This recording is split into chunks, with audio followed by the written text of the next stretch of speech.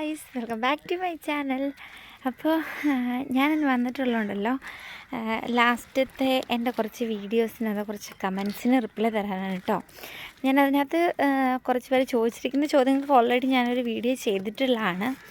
അതവർ കണ്ടിട്ടില്ല എന്ന് തോന്നുന്നു. എന്നിരുന്നാലും ഞാൻ ഒന്നും കൂടെ പറയാം. കാണാത്തവർ ആ വീഡിയോ തീർച്ചയായിട്ടും കാണണം കേട്ടോ. അപ്പം ആദ്യത്തെ ഒരു ഇതെന്ന് പറഞ്ഞു കഴിഞ്ഞാൽ ഫാർമസി, അതായത് ഫാർമസിസ്റ്റ് ജോബിനെ പറ്റിയിട്ടുള്ളതായിരുന്നു. അതിൻ്റെ വേക്കൻസീസ് ഉണ്ടോ എങ്ങനെയാണെന്നുള്ളത്. അതിൻ്റെ കാര്യം എന്ന് പറഞ്ഞാൽ മെയിൻലി നമ്മുടെ ഐസ്ലൻഡുകളിൽ നമുക്ക് ഫാർമസിസ്റ്റിന് നമ്മൾ ഇവിടുത്തെ ലോക്കൽ ലാംഗ്വേജ് അറിയാവുന്ന ആൾക്കാരെയാണ് കൂടുതലും വെക്കുക. അതായത് ഹോസ്പിറ്റൽ റിലേറ്റഡ് ആയിട്ടുള്ള ഏരിയാസിലോട്ട് ലോക്കൽസിനെയാണ് കൂടുതലും അവർ പ്രിഫർ ചെയ്യുന്നത്. ഇനി നമ്മുടെ സിറ്റിയിലോട്ട്, അതായത് മാലയിലോട്ടൊക്കെ നമുക്ക് അല്ലാത്തവരെ നമ്മൾ ഫാർമസിസ്റ്റായിട്ട് എടുക്കുന്നുണ്ട്. അപ്പോൾ അവിടെ ഞാൻ വേറൊരാളോട് ചോദിച്ചിട്ടുണ്ട്. അയാൾ വേക്കൻസിയുടെ കാര്യങ്ങളൊക്കെ വരുമ്പം ഇൻഫർമേഷൻ തരും. ആ ടൈമിൽ ഞാൻ ഉടനെ അപ്ലോഡ് ചെയ്യുന്നതായിരിക്കും കേട്ടോ. അപ്പം ഫാർമസിസ്റ്റിന് റിലേറ്റഡ് ആയിട്ട് അത്രയേ ഉള്ളൂ. നെക്സ്റ്റ് എന്നോടത്ത് ചോദിച്ചിരുന്ന ക്വസ്റ്റ്യൻ ആയിരുന്നു പ്രോസസ്സിങ് ചാർജിൻ്റെ ഡീറ്റെയിൽ വീഡിയോ ചെയ്യാമോ എന്ന്. അപ്പം ഞാനത് ഓൾറെഡി പറഞ്ഞിട്ടുണ്ട്. പ്രോസസ്സിങ് ചാർജ് എന്ന് പറഞ്ഞു കഴിഞ്ഞാൽ നമുക്ക് അക്കോർഡിംഗ് ടു ഏജൻസിയാണ്. നമ്മുടെ മാൽദീവ്സിൽ സീ വേൾഡ് എന്ന് പറയുന്ന ഒരൊറ്റ ഏജൻസി ഉള്ളൂ. അതിൻ്റെ കീഴിൽ ഒരുപാട് സബ് ഏജൻറ്റുമാരുണ്ട്. അവർ വഴിയായിരിക്കും നമ്മൾ മാൽദീവ്സിലോട്ട് വരിക. സോ അക്കോർഡിംഗ് ടു ഏജൻസിയാണ് നമ്മുടെ കയ്യിൽ നിന്ന് പേയ്മെൻറ്റ് വാങ്ങുന്നത്. അങ്ങനെ ഞാൻ ഓൾറെഡി നേരത്തെ പറഞ്ഞിട്ടുണ്ടായിരുന്നു അല്ലേ. അപ്പോൾ ഇപ്പം എന്താ പറയുക, കുറച്ച് പേര് കുറച്ച് പൈസ മേടിക്കുന്നവരുണ്ട്. അതായത് ഞാൻ പോന്നപ്പം 2.75 എൻ്റെ സർവീസ് ചാർജ് എന്ന് പറയുന്നത്. അതുപോലെ ഞാൻ എന്നെപ്പോലെ തന്നെ വന്ന എൻ്റെ സെയിം കൂട്ടത്തിൽ തന്നെയുള്ള ആൾക്കാരുണ്ട്. അവർക്ക് ചിലവരുടെ കയ്യിൽ നിന്ന് 4.5 മേടിച്ചതുണ്ട്, ചിലവരുടെ കയ്യിൽ നിന്ന് 3.5 മേടിച്ചവരുണ്ട്. അപ്പോൾ അക്കോർഡിംഗ് ടു ഏജൻസിയാണ് നമ്മുടെ സർവീസ് ചാർജ് വരുന്നത് കേട്ടോ. പിന്നെ ഉള്ളതെന്ന് പറഞ്ഞു കഴിഞ്ഞാൽ എന്നോട് ചോദിച്ചിരുന്ന ക്വസ്റ്റ്യൻ ആയിരുന്നു ഏജൻസി നെയിം, അതുപോലെ ഡിപ്പെൻഡൻറ്റ് വിസ, ഹസ്ബൻഡിന് ജോലി കിട്ടുമോ, ചിൽഡ്രൻസിൻ്റെ എഡ്യൂക്കേഷൻ, ഇതൊക്കെ ഞാൻ ഓൾറെഡി ഒരു ഡീറ്റെയിൽ വീഡിയോ ചെയ്തിട്ടുണ്ട്. അപ്പോൾ അതെല്ലാവരും കാണണം. ഈ കൂടെ ഞാൻ ഒന്നും കൂടി ജസ്റ്റ് ഒന്ന് പറഞ്ഞു പോകാം കേട്ടോ. അപ്പോൾ എൻ്റെ ഏജൻസിയുടെ നെയിം, ഞാൻ തമിഴ്നാട്ടിലുള്ള ഒരു ചേട്ടൻ്റെ ഏജൻസി വഴിയാണ് വന്നത്. അപ്പോൾ പുള്ളിക്കാരൻ്റെ ഏജൻസിയുടെ പേര് JP കരിയർ സൊല്യൂഷൻ എന്നാണ്. പക്ഷെ നമ്മുടെ ഓരോ ഏജൻസികളുണ്ടല്ലോ, ആ ഏജൻസികൾ നമ്മൾ ഗൂഗിളിലോ അതുപോലെ യൂട്യൂബിലോ അടിച്ചു കൊടുക്കുമ്പോൾ നമുക്ക് അവരുടെ കിട്ടത്തില്ല.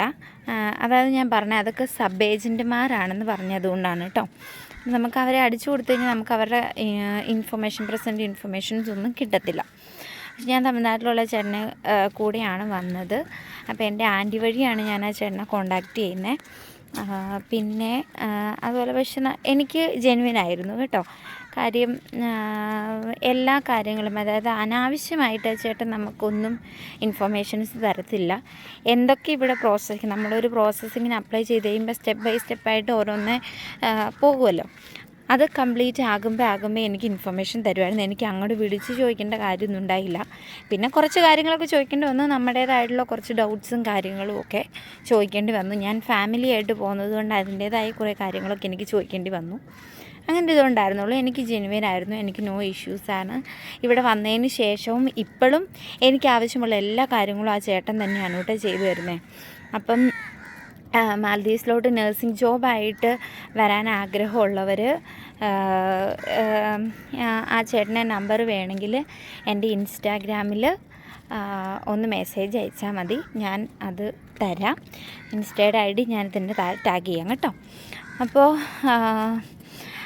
പിന്നെ ഉള്ളത് ഡിപ്പെൻഡൻറ്റ് വിസയാണ്. ഡിപ്പെൻഡൻറ്റ് വിസ ഞാൻ ഓൾറെഡി പറഞ്ഞിട്ടുണ്ടായി. നമ്മൾ എന്നാണോ ഇങ്ങോട്ട് വരുന്നത് ആ കൂടെ നമുക്ക് നമ്മുടെ ഫാമിലിയെ കൊണ്ടുപോരാമെന്ന് പറഞ്ഞായിരുന്നു. എപ്പോൾ വേണമെങ്കിലും നമുക്ക് കൊണ്ടുപോരാം. നമ്മൾ വരുന്ന ടൈമിലും വേണമെങ്കിൽ നമുക്ക് കൊണ്ടുവരാം. അതെല്ലാം നമ്മൾ ഫസ്റ്റ് നമ്മൾ പ്രോസസ്സിങ് ടൈമിൽ നമ്മുടെ ഏജൻസി അറിയിച്ചാൽ മതി, അതവർ ചെയ്തോളും. ഇവിടെ വന്നതിന് ശേഷം നമ്മൾ ഫസ്റ്റ് ടൈം നമ്മളിവിടെ ഇറങ്ങുന്ന ടൈമിൽ 90 ഡേയ്സിൻ്റെ വിസയായിരിക്കും അവർ തരിക. അതിനുശേഷം നമ്മളത് റിന്യൂ ചെയ്ത് ഇവർക്കൊരു കാർഡ് പോലെ ഒരു സംഭവം ആക്കിയെടുക്കണം. അത് ഞാൻ അങ്ങനെ വിസ റിന്യൂ ചെയ്തെടുത്തിട്ടുണ്ട്. അതിനെപ്പറ്റി ഞാനൊരു വീഡിയോ പിന്നെ ഇടാം കേട്ടോ. പിന്നെ ഉണ്ടായിരുന്നത് ഹസ്ബൻഡിൻ്റെ വർക്കും അതുപോലെ കുട്ടികളുടെ എഡ്യൂക്കേഷനും ആയിരുന്നു.